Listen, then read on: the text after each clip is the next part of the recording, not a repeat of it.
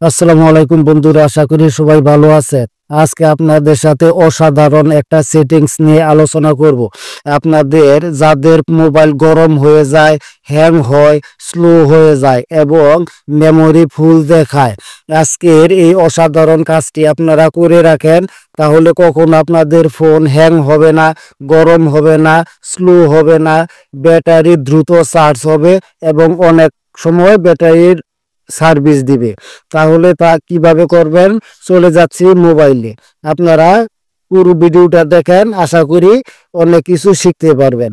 প্রথমে চলে যাবেন সেটিংয়ে আসার পর এখানে যদি কারো মেমোরি শো করে তাহলে আপনারা মেমোরিতে চলে যাবেন, আর যদি মেমোরি শো না করে এখান থেকে আপনারা মেমোরি সার্চ করে নেবেন। একটু প্রসেসিং নিতে পারে মেমোরি সার্চ হতে। মেমোরি সার্চ করার পর এখানে দেখতে পাবেন মেমোরি নামের অপশন চলে এসেছে, মেমোরিতে ক্লিক করবেন। ক্লিক করার পর এখানে একটু চেকিং নিবে। চেকিং করার পর কিন্তু আপনাদের এরকম একটা ইন্টারফেস আসবে।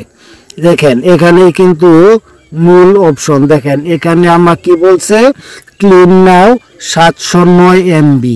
আপনারা এখানে ক্লিন করে দিবেন। ক্লিনে দিলে কিন্তু এখান থেকে 709 MB মেমোরি খালি হয়ে যাবে।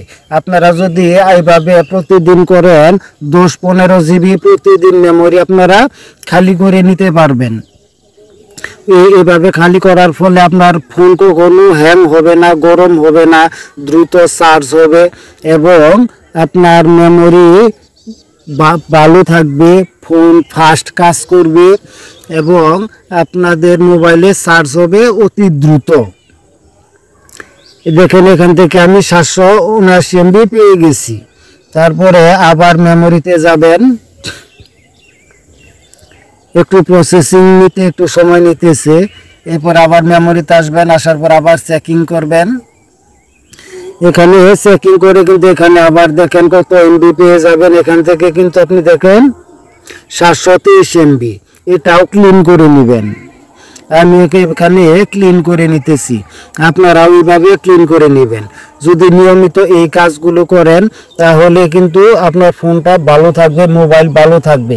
আশা করি বুঝতে পারছেন। ভিডিওটি ভালো লাগলে অবশ্যই একটা লাইক করবেন, আপনার মতামত কমেন্ট করবেন এবং সবাইকে দেখার জন্য শেয়ার করে দিবেন। আপনি এরকম নতুন নতুন ভিডিও পেতে চাইলে অবশ্যই এই চ্যানেলটি সাবস্ক্রাইব করে সাথেই থাকবেন। আর একটা উপায় বলে দিচ্ছি, এখান থেকে একটু ব্যাগে আসবেন। এখান থেকে একটু ব্যাগে আসবেন। ব্যাগে আসার পর নিচের দিকে স্ক্রল করে আসলে এখানে অ্যাপস নামের অপশন পাবেন, অ্যাপসে চলে যাবেন। এখানে আপনার সমস্ত অ্যাপস শো করবে। এখান থেকে আপনারা প্রত্যেকটা অ্যাপসে, যেমন আমি অডিও এডিটর ক্লিক করলাম।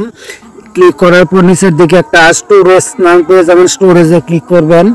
স্টোরেজ থেকে এখানে নিচের দিকে ডান পাশে এখানে ক্লিক করবেন। আমি এখান থেকে 22 MB ডান পাশে এভাবে আপনারা প্রত্যেকটা অ্যাপস প্রতিদিন অথবা সময় মতো ক্লিন করে নেবেন। আপনারা প্রত্যেকটা অ্যাপস